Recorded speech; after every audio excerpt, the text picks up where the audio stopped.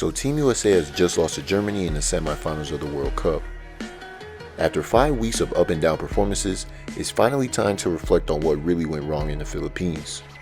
Now I know I made a video before the start of the group stages and said how we are still the best team in the world. That probably still is the case, although the history books won't say that in 2023. However, I did state some concerns I had with this team, and those worries were costly. There's a lot to dissect, so let's discuss what truly went wrong with Team USA. There's two main people that I have to blame for Team USA's issues this World Cup. Those people are Grant Hill and Steve Kerr. Grant Hill's goal this summer was to put a complete team together to ultimately win a gold medal in the World Cup. But he dropped the ball completely at this task.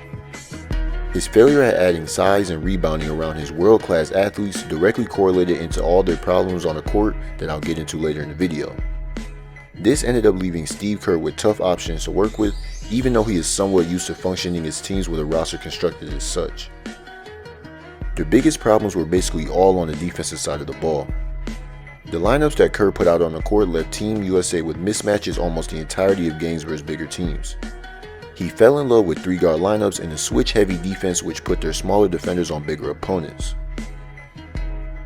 For example, Austin Reeves got hunted very often and Steve Kerr didn't adjust to it at all. We'll dive into that more when looking at a most recent game. He got too caught up in the potential scoring output he'd get from his lineups instead of looking at defensive mishaps.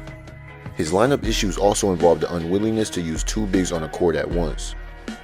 I really think Team USA would have benefited from 2 big lineups instead of resorting to either Paolo or Portis being the only big on the floor after Jaren Jackson comes out. These problems began to stand out in the game versus Montenegro. Montenegro was a very big and physical team led by Bull center Nikola Vucevic. Their game plan was very simple but effective because of Team USA's lack of size. Very well, Kendrick Perry, spot up 3, top of the key, no good again, Vucevic to tip it. They used pick and rolls heavy to get their roll man easy looks since the US stayed in drop coverage. Here again they get the switch they want with Reeves to be the last line of defense and Vuce sets another ball screen to get the easy floater. Man game action between Perry and Vucevic and it's the easy 2 in the lane for Vuce. I promise you, Montenegro's offense was not complicated at all and they really just dug deep and crashed the glass and took advantage of their size. They had 23 offensive rebounds and 22 second chance points. Team USA just struggled with this because of their lack of size with their guards and having only one center on the floor. Even though they came out with a win, this game would just be the blueprint for the next few teams that the Americans would face.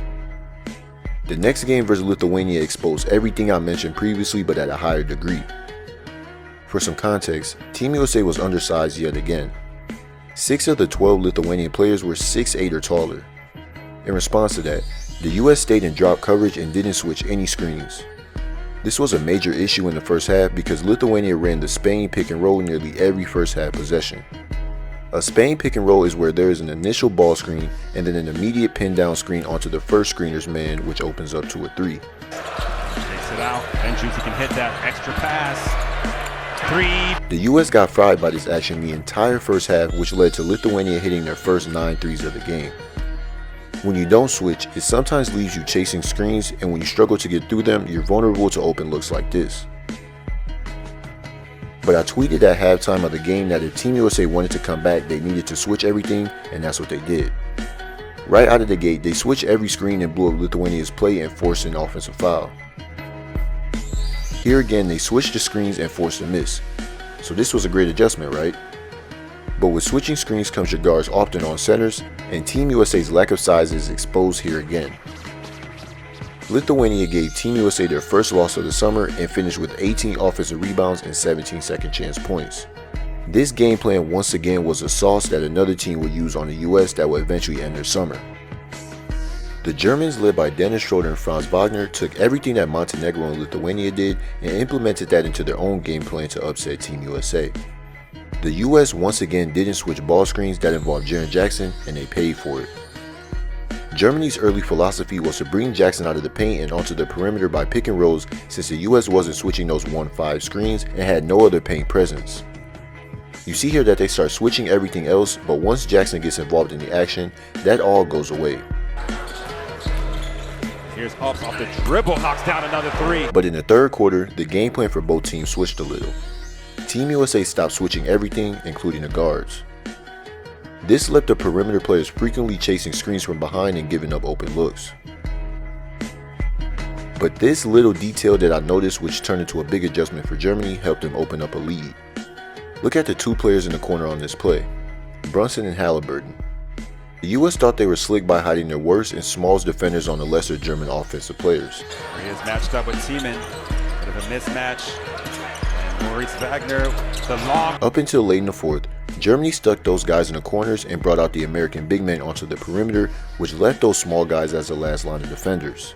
Playoffs, so they know the level of intensity that's needed. Here is Schroeder, and he gets through. Here again, Brunson is camped in the corner, and poor communication on the ball screen leaves Tice basically one-on-one with the 6'2 guard.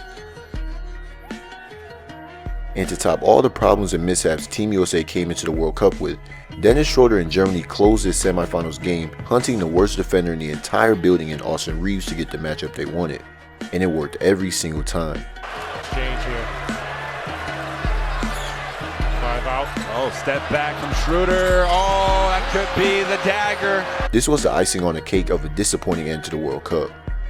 By the time this video drops, Team USA will most likely have completed their game against Canada, which is an even uniquer matchup. But all in all, the Americans were only as good as their biggest weakness. Appreciate y'all for tuning in and all the love I've gotten in the past few weeks. I'll see you next video. Peace.